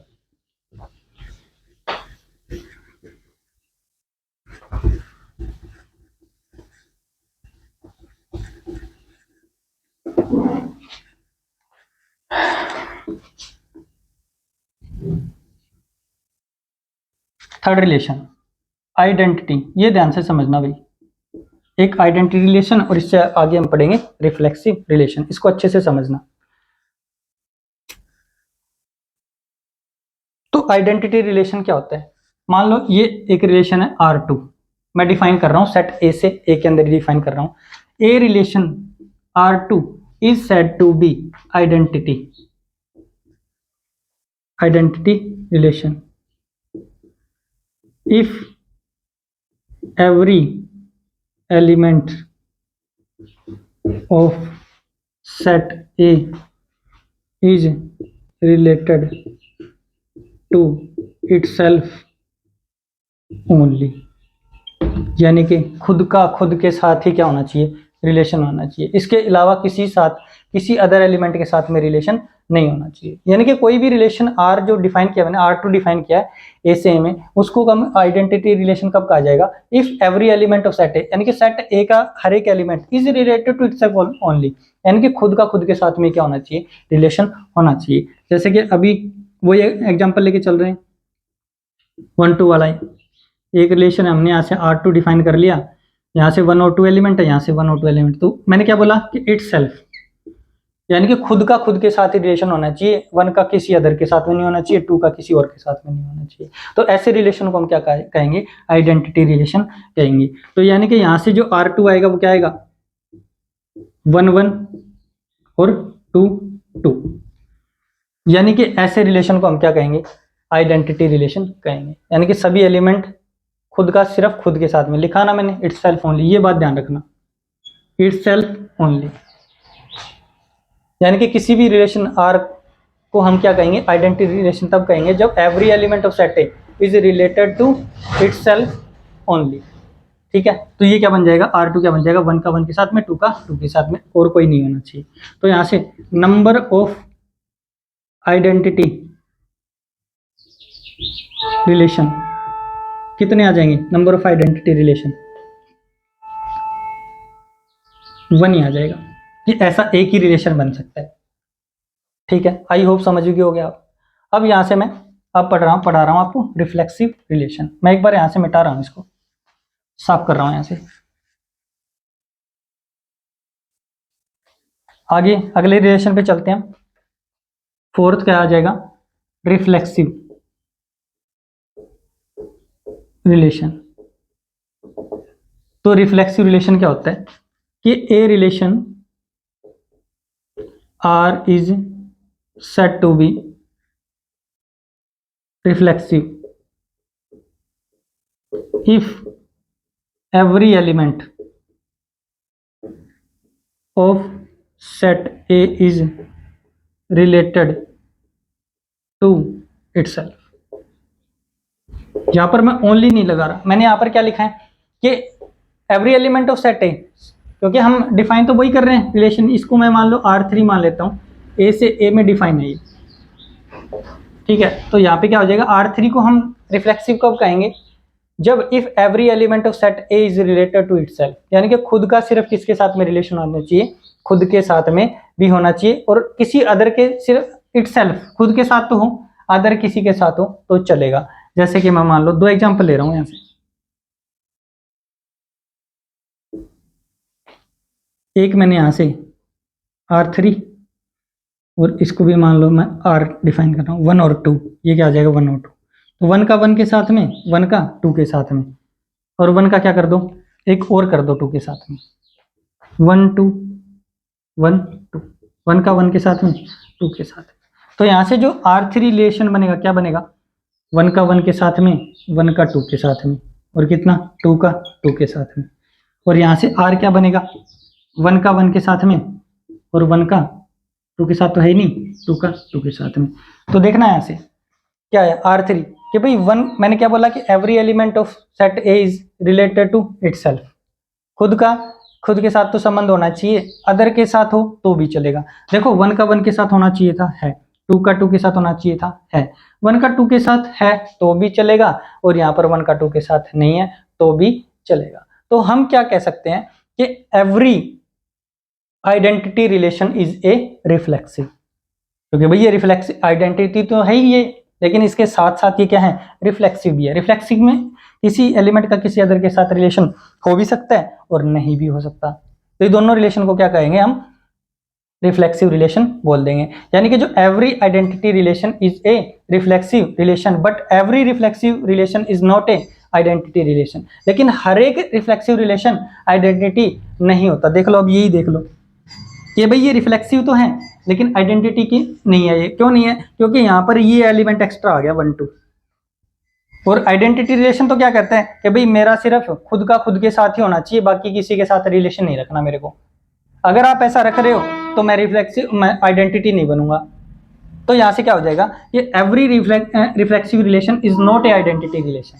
यानी कि कोई भी, जब सारे के सारे रिफ्लेक्सिव होते हैं ना, वो जरूरी नहीं है कि आइडेंटिटी हो, लेकिन जो आइडेंटिटी होगा वो रिफ्लेक्सिव 100% होगा। ठीक है, आई होप आपको समझ में आ गया होगा। अब इसको मैं रफ कर रहा हूँ, ये बेसिक आपको समझ में आ गया होगा दोनों के डिफरेंस, कि भाई रिफ्लेक्सिव और आइडेंटिटी में डिफरेंस क्या है। रिफ्लेक्सिव में तो क्या होता है कि खुद का एलिमेंट का खुद के साथ तो हो, अदर के साथ हो तो चल जाएगा, लेकिन आइडेंटिटी के अंदर खुद का खुद के साथ ही होना चाहिए, दूसरे के साथ में नहीं होना चाहिए। ठीक है, अब इसको देखो, रिफ्लेक्सिव रिलेशन की मैथमेटिकल डेफिनेशन कैसे होती है। ये तो मैंने क्या बताया आपको, ग्राफिक लिख दिया मैंने यहाँ से। हम जो ऐसे क्वेश्चन करेंगे तब कि भाई हमें 12th क्लास के अंदर जो पेपर में क्वेश्चन आ जाएंगे उसको किस तरीके से सोल्व करेंगे, उसके लिए एक मैथमेटिकल डेफिनेशन होती है कि a relation R is reflexive. Let क्या करेंगे, यहां से एक एलिमेंट उठाएंगे ए से, ठीक है, सेट ए गिवन होगा, क्या करेंगे उसको उठाएंगे, उसका खुद का खुद के साथ ही रिलेशन यदि आ जाए, is belongs to R for every a belongs to A, यानी कि क्या होगा कि किसी भी, ये हो जाएगा मैथमेटिकल डेफिनेशन इसकी, कि किसी भी रिलेशन आर को हम क्या कहेंगे, रिफ्लेक्सिव कहेंगे। एक रिलेशन आर है जो कि ए से ए में डिफाइन है, उसको हम क्या कहेंगे, रिफ्लेक्सिव। कब कहेंगे, कि हम वहां से एलिमेंट उठाएंगे और उसका खुद का खुद के साथ ही रिलेशन आ जाएगा और सबके सब का आना चाहिए। इस टाइप के रिलेशन को हम क्या कहेंगे, रिफ्लेक्सिव रिलेशन कहेंगे। तो जैसे मैं एक आप यहां से एक रिलेशन डिफाइन कर रहा हूं 1 1, जैसे एक सेट डिफाइन कर, पहले तो सेट कंडीशन कंसीडर कर लेते हैं 1 2 3, ठीक है। एक रिलेशन R1 ले रहा हूं, तो R1 के अंदर ले रहा हूं मैं 1 1 2 2 3 3, ठीक है। R2 एक और रिलेशन ले रहा हूं 1 1 2 2, ठीक है। एक R3 ले रहा हूं 1 1 2 2 2 3, और एक 3 3 और ले लेता हूं यहाँ पर। अब देखना इसमें कौन रिफ्लेक्सिव होगा कौन नहीं होगा, अब ये देखना है। अब मैंने क्या बताया कि कोई भी एलिमेंट उठाओ, सबके ए का ए के साथ रिलेशन होना चाहिए और सब ए का होना चाहिए। अब देखो यहाँ से 1 उठाया, 1 का 1 के साथ में रिलेशन है, 2 का 2 के साथ में है, 3 का 3 के साथ में है, तो यहाँ से क्या कहेंगे, आर इज रिफ्लेक्सिव। यहाँ से आर क्या हो जाएगा, रिफ्लेक्सिव हो जाएगा। अब देखो R2, देखो 1 का रिलेशन 1 के साथ है, 2 का 2 के साथ है, 3 का 3 के साथ है क्या, नहीं है, नहीं है, तो ये क्या हो जाएगा, R इज नॉट रिफ्लेक्सिव, यानी कि R को हम रिफ्लेक्सिव नहीं बोलेंगे। यहां से देखो 1 का 1 के साथ में है, 2 का 2 के साथ में है, 3 का 3 के साथ में है, 2 का 3 के साथ में हो, मैंने क्या कहा था कि किसी एलिमेंट का किसी अदर के साथ रिलेशन हो या ना हो चलेगा रिफ्लेक्सिव के अंदर, तो ये क्या रिफ्लेक्सिव है, R3 इज रिफ्लेक्सिव। यहां से क्या आ जाएगा, R1 is reflexive, R2 is not reflexive, R3 is reflexive. यानी कि रिफ्लेक्सिव रिलेशन क्या होता है कि खुद का खुद के साथ होना चाहिए और खुद के जो एलिमेंट है उनका किसी अदर के साथ में भी हो सकता है। तो ऐसे रिलेशन को हम क्या बोलेंगे, रिफ्लेक्सिव रिलेशन बोलेंगे। ठीक है, आई होप आपको समझ में आ गया होगा। अब हम अगले रिलेशन के ऊपर चलते हैं।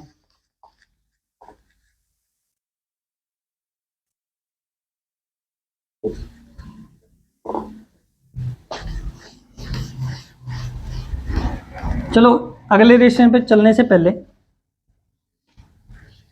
मैं आपको नंबर ऑफ रिफ्लेक्सिव रिलेशन और बता देता हूं यहाँ पर कि नंबर ऑफ रिफ्लेक्सिव रिलेशन कितने होते हैं। एक सेट ए है, मान लो उसके अंदर एलिमेंट है A1 A2 A3 dot dot AN, ये एलिमेंट है, n एलिमेंट्स है इसके अंदर। तो मैंने एक रिलेशन R डिफाइन किया, A से A के अंदर ही डिफाइन किया, तो रिलेशन R क्या आएगा, A1, पहले A1 लेंगे, A1 का A1 के साथ में A1 A2 A1 A3 और A1 का ऐसे चलते चलते क्या आ जाएगा, A1 का AN के साथ में आ जाएगा। इसी तरीके से A2 उठाएंगे, A2 A1 A2 A2 A2 A3 dot dot ऐसे A2 AN आ जाएगा।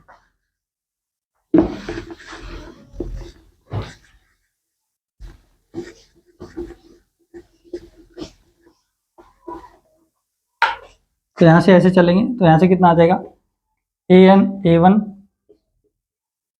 AN A2 AN A3 dot dot AN AN, इन सब का क्या बना दिया मैंने, सेट्स। तो मैंने क्या बताया कि रिलेशन अगर रिफ्लेक्सिव है तो उसका खुद का खुद के साथ में होना चाहिए।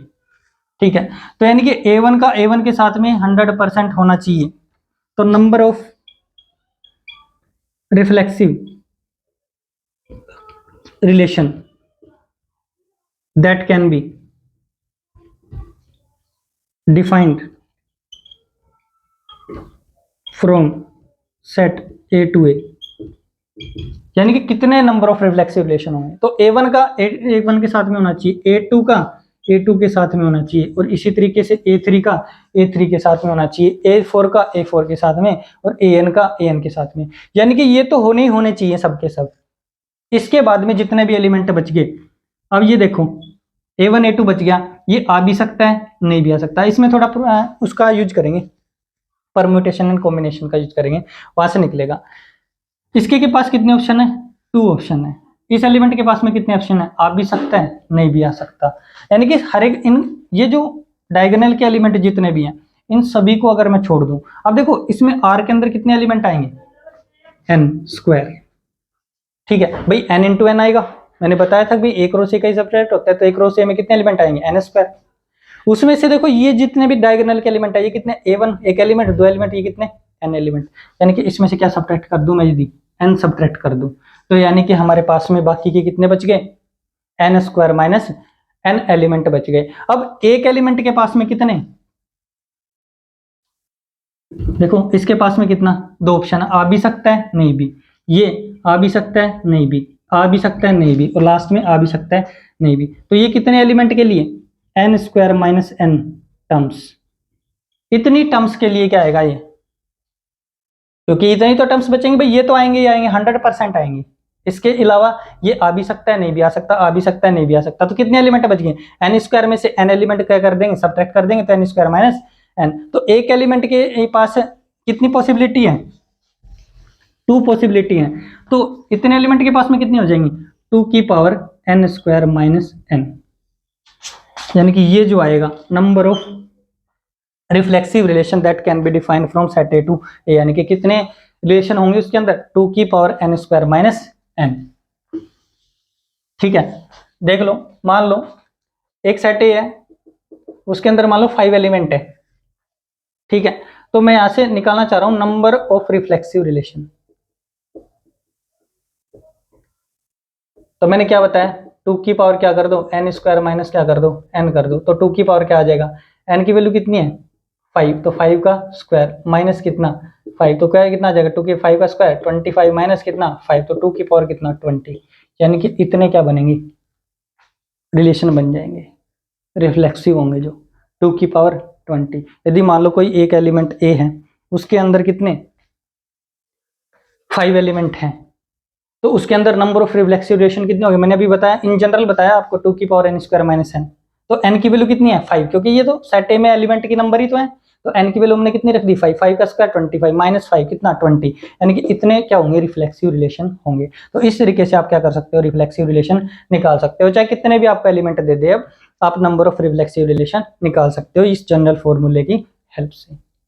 ठीक है, आई होप आपको ये समझ में आ गया होगा पूरा रिफ्लेक्सिव रिलेशन के बारे में।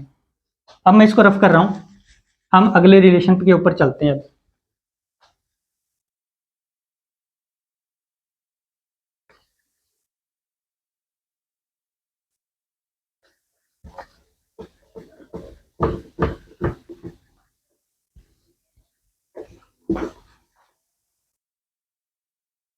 बहुत इंपॉर्टेंट है भाई ये reflexive relation, number of reflexive relation निकालने।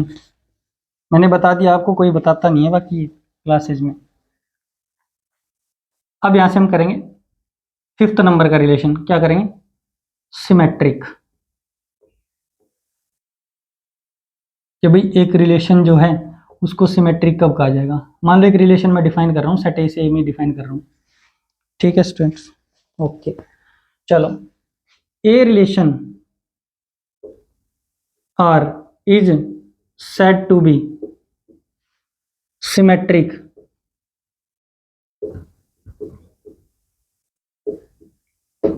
relation if AB belongs to R, therefore BA belongs to R। यानी कि यदि AB R के अंदर है तो उसका उल्टा भी R के अंदर होना चाहिए। For all AB belongs to set A, सभी AB किससे बिलोंग करेंगे? सेट ए से। यानी कि यहां से हम क्या करेंगे? दो एलिमेंट उठाएंगे ए और बी, सेट से क्या उठाएंगे, दो एलिमेंट ए और बी उठाएंगे। अगर ए बी है तो बी ए होना चाहिए, अगर ऐसा है तो उस रिलेशन को क्या कह देंगे हम, रिफ्लेक्स नहीं सिमेट्रिक रिलेशन बोल देंगे। ठीक है, ये इसका डेफिनेशन है सिमेट्रिक, कि भाई एक रिलेशन को सिमेट्रिक कब बोला जाएगा, कि यदि यहाँ पे ऑर्डर पेयर चलेगा कि ए बी अगर है तो उसका उल्टा भी बी ए उस रिलेशन आर के अंदर होना चाहिए। अब यहाँ से मैं दो रिलेशन डिफाइन कर रहा हूँ, एक तो आर वन डिफाइन कर रहा हूँ, 1 2 2 3 और यहाँ से 1 3।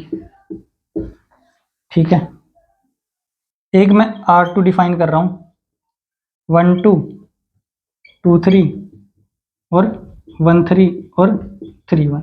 मैंने दो रिलेशन डिफाइन कर ली, R1 और R2। अब देखो 1 2 उठाया मैंने, इसका उल्टा कितना 2 1 है क्या इसके अंदर, नहीं है, एक ही पहली कंडीशन फेल हो गई। एक रिलेशन और लिख रहा हूं R3,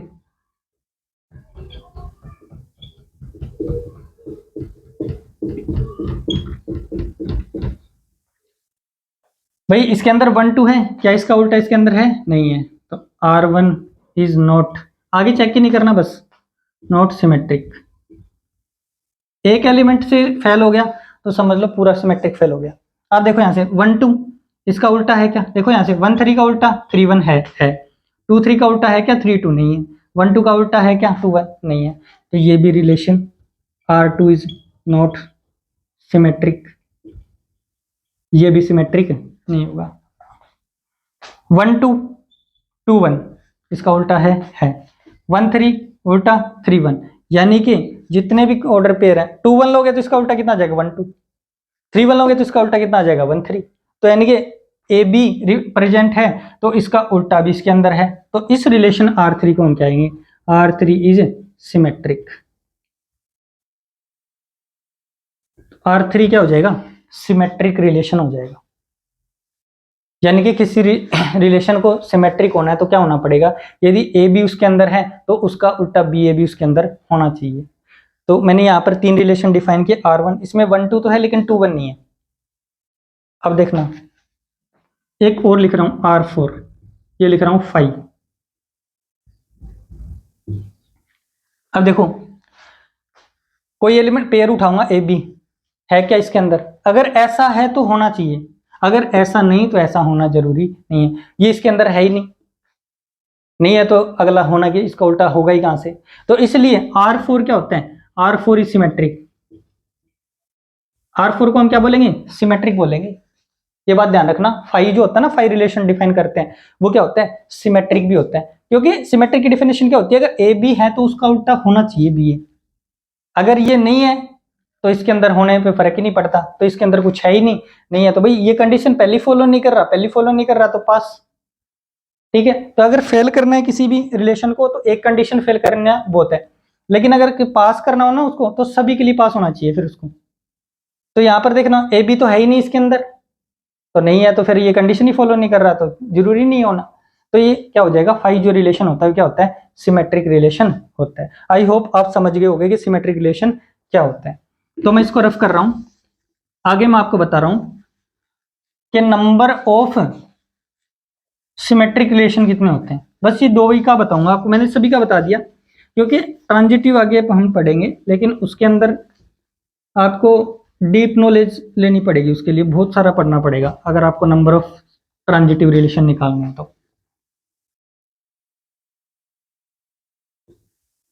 तो मैं आपको बता रहा हूं यहां से कि एक रिलेशन सिमेट्रिक कितने रिलेशन में, तो एक रिलेशन आर डिफाइन किया मैंने, इसे में डिफाइन किया है, ठीक है, और एक सेट ए है उसके अंदर एलिमेंट है A1 A2 A3 A4 dot dot AN element है, ठीक है, तो इसको रिलेशन के अंदर क्या आएगा, A1 A1 A1 A2 A1 A3 dot dot A1 AN, भाई n एलिमेंट है तो आ जाएगा AN आ जाएगा यहाँ पे। अब यहाँ से A2 A1 A2 A2 A2 A3 dot dot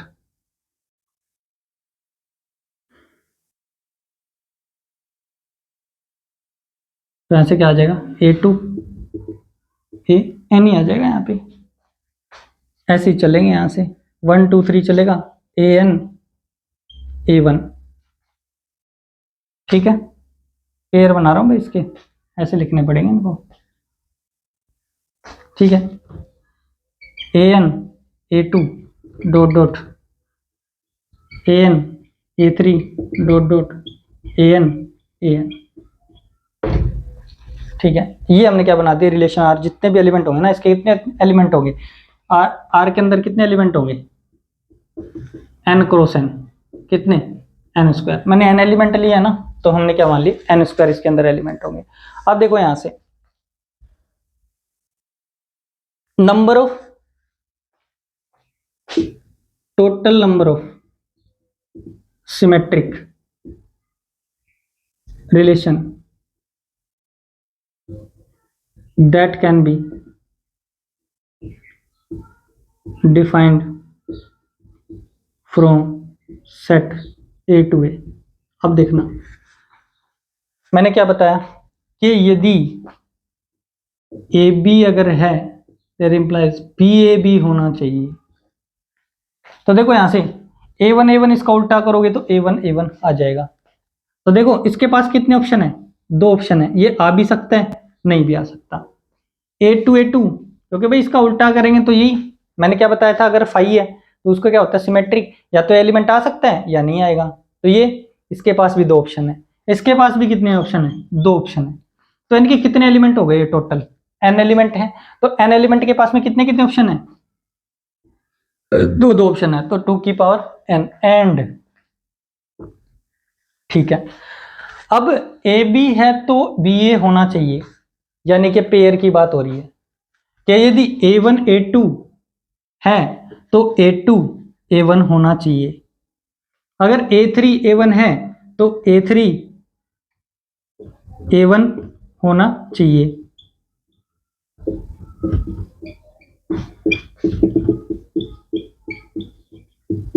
यानी कि इनका तो काम हो गया सेम सेम वालों का। तो ये आ भी सकता है, नहीं भी आ सकता, आ भी सकता है, नहीं भी आ सकता, आ भी सकता है, नहीं भी आ सकता, आ भी सकता है और नहीं भी आ सकता।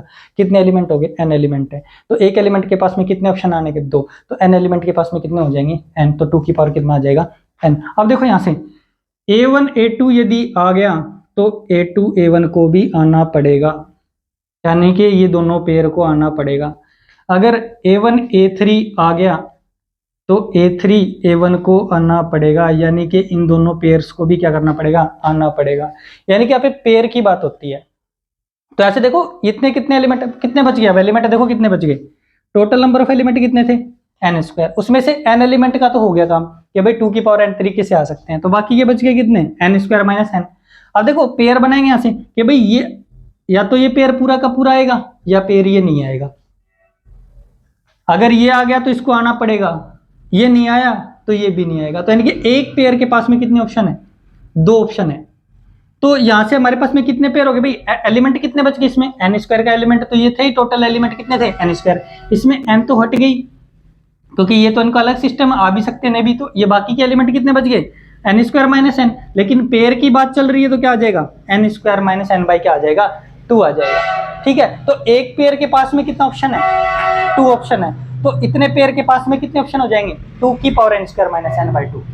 तो ऐसे कितना आ जाएगा, 2 की power n square minus n by क्या आ जाएगा, 2 आ जाएगा। ठीक है, तो अब देखो यहाँ से बेस सेम है, पावर ऐड हो जाएंगी।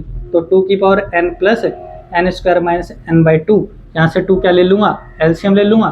तो 2n प्लस कितना, n स्क्वायर माइनस n। तो कितना आ जाएगा, 2n में से n सब्ट्रैक्ट करेंगे कितना, n।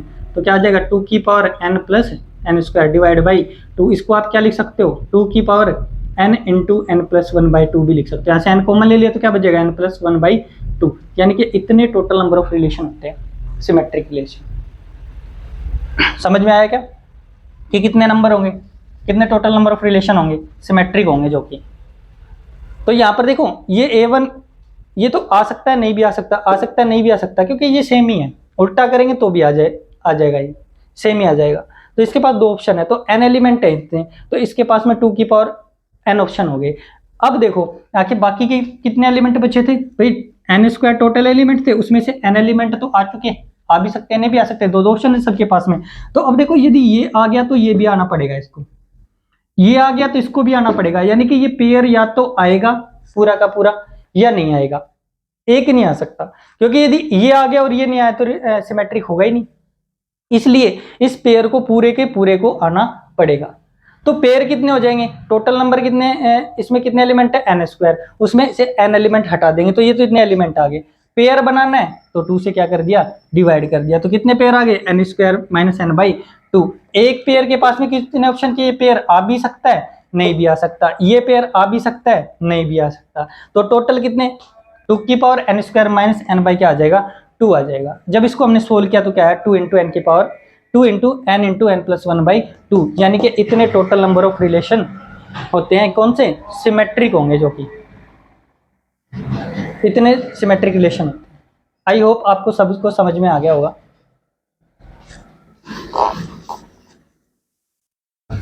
रफ कर रहा हूं मैं इसको, अब एक एग्जांपल लेके बताता हूं आपको कि भाई कैसे आपको पूछ ले कि भाई total number of symmetric relation बता दो कितने होंगे।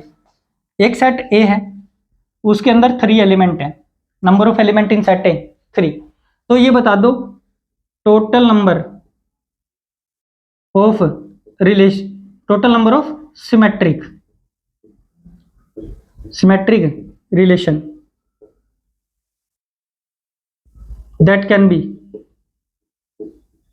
defined from set A to A। कितने हो जाएंगे भाई, कितने होते हैं, 2 की power n into n plus 1 by 2। तो क्या करेंगे, कितने एलिमेंट हैं, 3 एलिमेंट है, तो 3 और 1 कितना, 4 डिवाइडेड बाई कितना 2, 2 से 2 कैंसिल, कितने हैं 4 कैंसिल 2 बार, 2 की पावर 6, यानी कि कितने 2 की पावर 6, और 2 की पावर 6 कितना होता है, 64 होता है।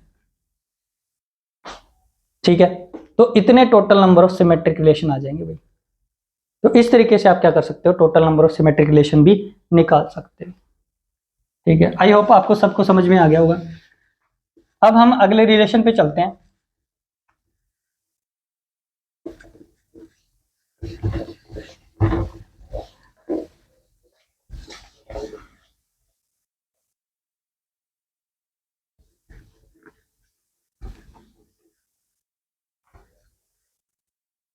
सिमेट्रिक हो गया, इसके बाद में आ गया अपना क्या, ट्रांजिटिव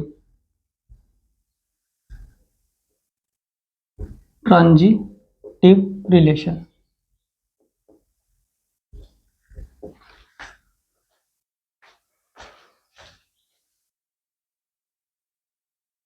तो ट्रांजिटिव रिलेशन क्या होता है, इसके बारे में हम पढ़ने वाले हैं। A relation R is said to be, मान लो एक relation which is defined from set A to A is said to be transitive relation. Let, अब हम यहां पर क्या करेंगे, 3 एलिमेंट उठा के चलेंगे, ए बी और सी, 3 एलिमेंट उठा के चलेंगे जो कि सेट ए के एलिमेंट होंगे, सेट ए के एलिमेंट होंगे। If A B belongs to R and B C belongs to R, यानी कि ये एलिमेंट आर का एलिमेंट है, देन ये जो होगा ए सी को भी क्या होना पड़ेगा, आर के अंदर होना पड़ेगा, for all A B C belongs to set A, क्योंकि ए बी सी किसके एलिमेंट है, ए के एलिमेंट है।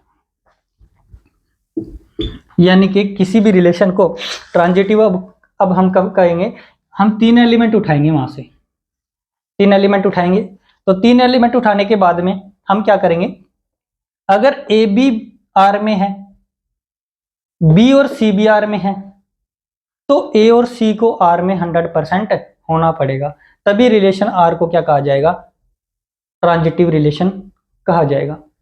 तो ये तो इसका मैथमेटिकल हो गया। अब देखना, ऐसे मैं एग्जांपल ले रहा हूं, एग्जांपल मैंने ले लिया 1 2, अब देखना ए बी और बी से शुरू होने वाला अगला 2 3, और एक ले लिया 1 3। ठीक है, एक R2 ले रहा हूं मैं, 1 2 2 1, ठीक है, एक R3 ले रहा हूं 1 2, ठीक है, एक R4 ले रहा हूं 5 ले रहा हूं, ठीक है। अब देखना मैंने क्या बताया कि 3 एलिमेंट लेंगे हम, 3 एलिमेंट 1 2 3 है यहाँ पर, कोई सेट मान लिया हमने, जैसे कि ए एक सेट है जिसके अंदर एलिमेंट है 1 2 3, ठीक है। अब देखना मैंने 4 रिलेशन ले लिए, R1 R2 R3 R4। मैंने क्या बताया कि ए बी अगर है और बी से शुरू होने वाला सी अगर है तो ए और सी को होना पड़ेगा। तो देखो यहाँ से 1 और 2, 2 से शुरू होने वाला कोई एलिमेंट है क्या, है 2 3, तो क्या 1 3 है क्या, है, ठीक है। 1 2 2 3 1 3 है। अब 2 3 3 से स्टार्ट होने वाला है, कोई नहीं है, कोई दिक्कत नहीं है। 1 3 3 से स्टार्ट होने वाला नहीं है, बस हो गया। तो यानी कि ये 2 एलिमेंट उठा रहा हूं तो 1 3 भी मुझे रिलेशन आर में मिल रहा है। तो R1 क्या हो जाएगा, R1 इज ट्रांजिटिव। ये क्या हो जाएगा, ट्रांजिटिव हो जाएगा, क्योंकि मैंने क्या कहा था कि 2 पेयर अगर ए बी और बी से शुरू होने वाला सी अगर है तो ए और सी भी अगर रिलेशन आर के अंदर आ गया तो हम क्या कह देंगे, उस रिलेशन को क्या बोल देंगे हम, ट्रांजिटिव रिलेशन बोल देंगे। तो 1 2 लिया और 2 से शुरू होने वाला 3 है तो क्या 1 3 है, तो ये R1 इज ट्रांजिटिव। अब देखना R2 1 2 2 से शुरू होने वाला अगला एलिमेंट लेंगे 2 1, तो क्या 1 1 है, नहीं है भाई इसके अंदर क्योंकि AC नहीं है, तो ये क्या आ जाएगा, R2 is not transitive. R2 transitive नहीं है, R2 को हम ट्रांजिटिव नहीं कह सकते क्योंकि 1 2 और 2 1 तो है लेकिन 1 1 नहीं है इसके अंदर, ठीक है भाई। अब R3 1 2 2 से शुरू होने वाला अगला एलिमेंट है क्या, यहाँ पर नहीं है। मैंने तो कहा था कि भाई 2 एलिमेंट 1 2 जैसे A और B है तो अगला होना चाहिए, तो ऐसा होना चाहिए। तो यहाँ पे 1 और 2 तो है लेकिन 2 से शुरू होने वाला कोई एलिमेंट ही नहीं है, ये इसकी कंडीशन कोई फॉलो नहीं कर रहा, तो पास। भाई ये है ही नहीं तो हम क्या कह देंगे, इसको ट्रांजिटिव बोल देंगे। तो क्या हो जाएगा, R3 इज ट्रांजिटिव। मैंने बताया था आपको कि अगर किसी को फेल करना है तो उसके लिए एक ही कंडीशन काफी है, और पास करना है तो वो अगर कंडीशन है तो भी पास, सारी कंडीशन है तो भी पास, अगर एक कंडीशन है दूसरी नहीं है तो भी पास, ठीक है। तो यहां से क्या हो जाएगा, R3 क्या हो जाएगा, ट्रांजिटिव हो जाएगा। R4 देखो, अब क्या ये 2 एलिमेंट इसके अंदर हैं, ये तो खाली सेट है, एम्प्टी सेट है, इसके अंदर तो कोई पेयर ही नहीं है, तो ऐसा नहीं है तो ऐसा होना कोई जरूरी नहीं है, तो ये भी क्या हो जाएगा, ट्रांजिटिव हो जाएगा। R4 इज ट्रांजिटिव, ठीक है। तो ये क्या हो जाएगा, R4 क्या हो जाएगा, ट्रांजिटिव। मैंने 4 आपके पास में क्या लिए एग्जांपल लिए, R1 R2 R3 R4। तो R1 में क्या 1 2 और 2 से शुरू होने वाला 3 है, तो क्या 1 3 है, बाकी तो कोई पेयर ही नहीं बन रहा, तो ये क्या हो जाएगा, R1 इज ट्रांजिटिव। R2 1 2 2 से शुरू होने वाला 1 है, क्या 1 1 है इसके अंदर, नहीं है, तो R2 इज नॉट ट्रांजिटिव। 1 2 इससे अगला 2 से शुरू होने वाला दूसरा एलिमेंट है क्या, नहीं है, तो फिर क्या बोल देंगे, इसको हम पास कर देंगे कि भाई चल पास है, तुम R3 इज ट्रांजिटिव। ये दोनों नहीं है इसके अंदर तो ये भी पास, तो ये क्या हो गया, ट्रांजिटिव रिलेशन। तो ये बहुत इंपॉर्टेंट रिलेशन है भाई, सबसे इंपॉर्टेंट यही है, सबसे ज्यादा दिक्कत इसी में आती है देखने में। अब हम क्वेश्चन करेंगे ना जब आगे, तब समझ में आएगा। ये तो मैंने आपको सभी इसका बेसिक बताया कि रिलेशन क्या होता है, उसके टाइप्स क्या होते हैं, डोमेन, रेंज, कोडोमेन क्या होती है, ठीक है, डिफाइन कैसे किया जाता है रिलेशन को। अब मैं इसको रफ कर रहा हूं, हमारा लास्ट रिलेशन बच गया, एक लास्ट इक्विवेलेंस रिलेशन।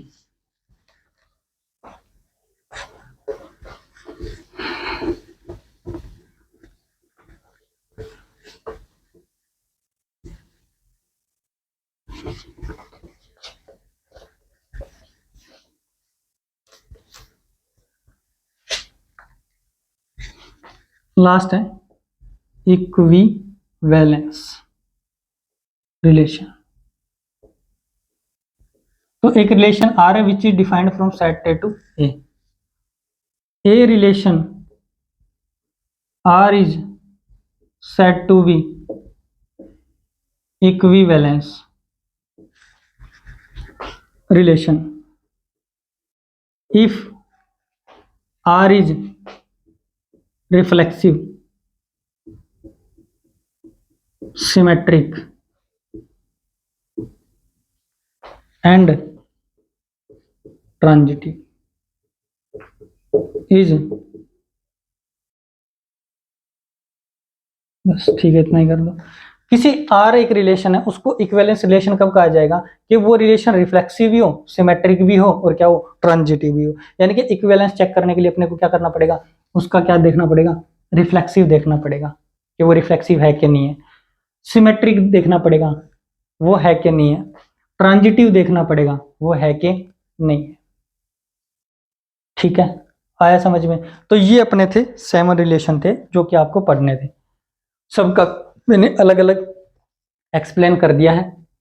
अब मैं आपको लास्ट एक एग्जांपल ले रहा हूँ, उसमें आपको रिफ्लेक्सिव भी करके दिखाऊंगा, अगर है होगा तो ट्रांजिटिव और सिमेट्रिक और इक्विवेलेंस होगा या नहीं होगा। तो इसको मैं रफ कर रहा हूँ, इक्विवेलेंस रिलेशन। तो इक्विवेलेंस तो समझ लेना, जो रिफ्लेक्सिव हो जाए, सिमेट्रिक हो जाए और जो ट्रांजिटिव तीनों हो जाए तो उसको हम क्या बोल देंगे, रिफ्लेक्सिव बोल देंगे, नहीं सॉरी इक्विवेलेंस बोल देंगे। तो यानी कि इक्विवेलेंस होने के लिए तीनों के तीनों होने चाहिए। चलो मैं एक सेट ए ले रहा हूं,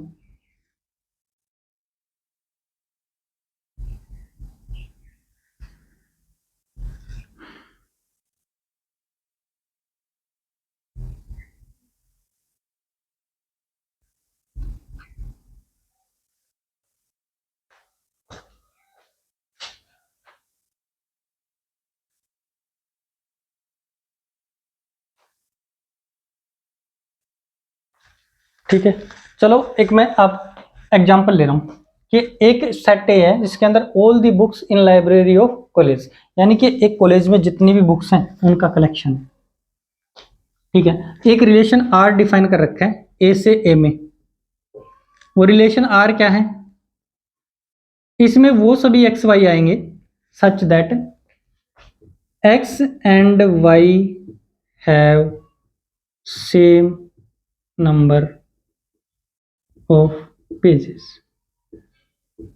ये अपने को क्या दिया गया है, एक रिलेशन डिफाइन किया गया है कि x and why have same number of pages, यानी कि दो बुक्स ऐसी हैं एक्स एंड वाई, उसमें पेजों की संख्या क्या है, इक्वल है।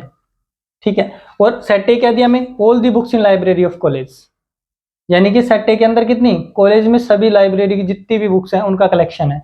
उसमें से एक इसने रिलेशन बना दिया कि एक्स वाई में वो सभी एक्स एंड वाई आएंगे जो कि x and why have same number of pages, और कह रहा है कि बताइए ये कि इक्विवेलेंस रिलेशन है या नहीं है। तो सबसे पहले हम इसको क्या करेंगे, रिफ्लेक्सिव चेक करेंगे, रिफ्लेक्सिव रिलेशन।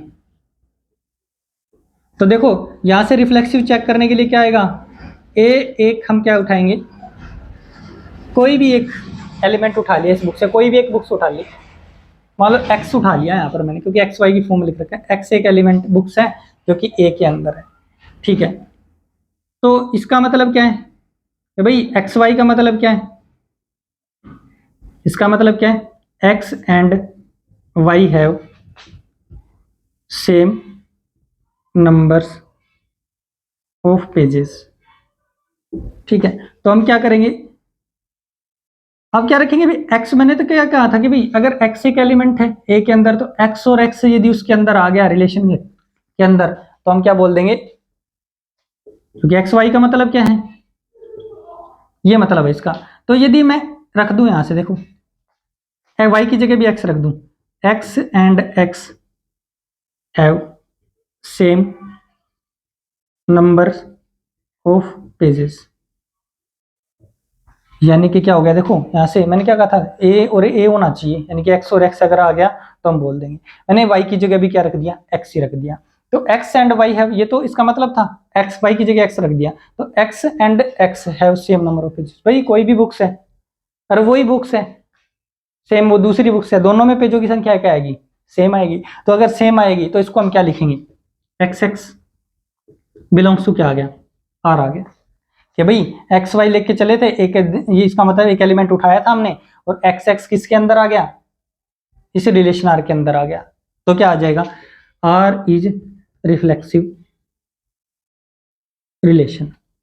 तो आर को हम क्या बोल देंगे, रिफ्लेक्सिव रिलेशन बोल देंगे यहां से। ठीक है, तो आर क्या हो गया, रिफ्लेक्सिव हो गया। अब देखो सेकंड क्या प्रूफ करना है, सिमेट्रिक प्रूफ करना है, सिमेट्रिक रिलेशन। तो हम क्या करेंगे, एक्स और वाई दो एलिमेंट लेंगे भाई जो कि सेट ए के अंदर से।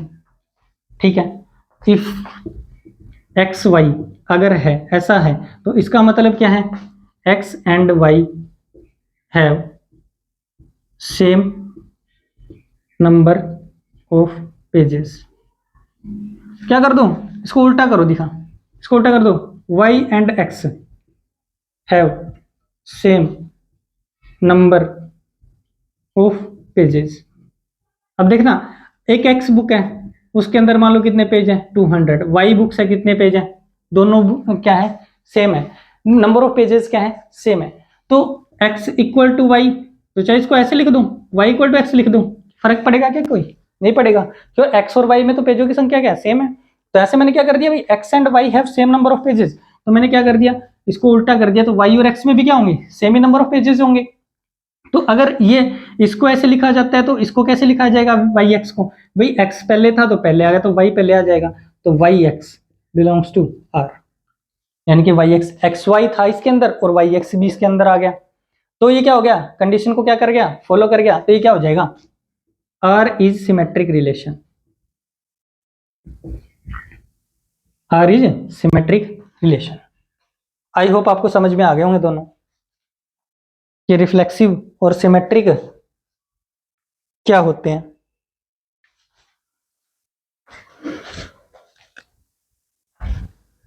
एक लास्ट बच गया,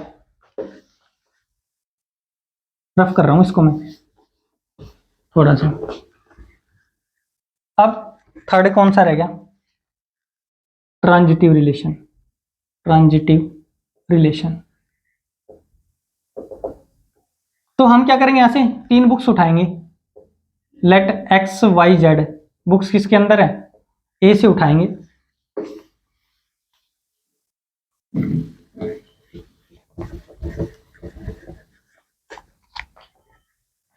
तो 3 एलिमेंट उठा लिए। इफ ये कह रहा है कि एक्स वाई रिलेशन में है, तो अगर एक्स वाई रिलेशन में है तो इसका मतलब क्या है कि x and why have same numbers of pages, ठीक है। और y और z भी रिलेशन में है, इसका मतलब क्या है कि y and z have same number of pages, ठीक है। तो इसने क्या बोला कि x और y में सेम है, ठीक है, x इक्वल टू क्या है, y है, और यहां से y इक्वल टू क्या है, z है। तो x और y इक्वल है, y और क्या है, z इक्वल है। अगर x z से रिलेटेड आ गया तो हम कह देंगे कि ये रिलेशन क्या हो जाएगा, ट्रांजिटिव ही हो जाएगा। अब देखो 2 बुक्स है, मान लो x और y में सेम नंबर ऑफ पेजेज है, y और z में सेम नंबर ऑफ पेजेज है, यानी कि तीनों में क्या है, इक्वल है। भाई यहां से हम क्या करेंगे, वैल्यू उठा के रख देंगे कि भाई y की x की वैल्यू कितनी है, y, तो यानी कि y की जगह अगर हम क्या रख दें, x इक्वल टू z, तो भाई तीनों इक्वल ही हो गए ना, एक्स वाई के इक्वल है, वाई जेड के इक्वल है, तो एक्स जेड के इक्वल हो जाएगा ऑटोमेटिक। मान लो एक्स में 20 पेज है, वाई में 20 पेज है, वाई में 20 है तो जेड में भी कितने हैं, तो देखो 20 इक्वल हो गया ना, X equal to Z, X equal to Z. तो यहाँ पर क्या आ जाएगा भाई, एक्स इक्वल टू वाई, और ये इक्वेशन 1 मान लो, ये इक्वेशन क्या मान लो, सेकंड। तो from equation first and second, तो क्या करेंगे हम, y की वैल्यू कितनी है, x यहाँ पर रख देंगे, तो x इक्वल टू कितना आ जाएगा, z। तो x इक्वल टू z का मतलब क्या है, x and z have same number of pages, यानी कि x and z have same number of pages, तो इसको हम ऑर्डर पेयर की फॉर्म में क्या लिखेंगे, x z belongs to r, यानी कि एक्स वाई आर में था, वाई जेड आर में था, और एक्स जेड हमने लेके आ दिया यहाँ पर कि एक्स जेड भी किसके अंदर है, आर के अंदर है। तो हम क्या बोलेंगे कि आर इज ट्रांजिटिव,